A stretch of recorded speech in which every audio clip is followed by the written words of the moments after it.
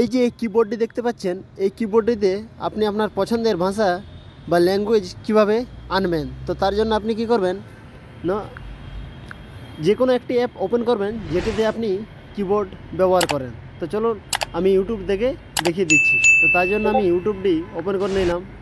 Open করার পর এখানে আমি কিবোর্ডে চলে এসেছি। তো এখান থেকে আপনি এই যে সেটিং যে চিহ্নটি দেখতে পাচ্ছেন তার উপর একবার ক্লিক করবেন। এখানে লেখা আছে ল্যাঙ্গুয়েজ অ্যান্ড টাইপস, তো তার উপর একবার ক্লিক করবেন।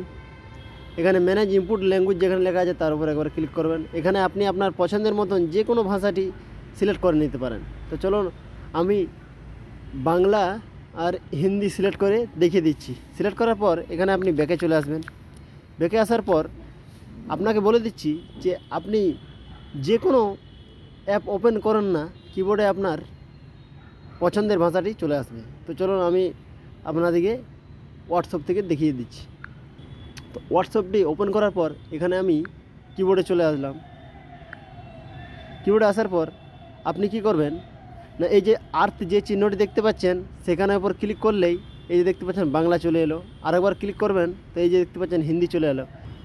তো কোনো ফোনে এই যে স্পেস বার দেখতে পাচ্ছেন, এখানে আপনার ভাষাটি চেঞ্জ হবে। তো ধন্যবাদ বন্ধুরা, ভিডিওটি ভালো লাগলে অবশ্যই একটি লাইক করবেন।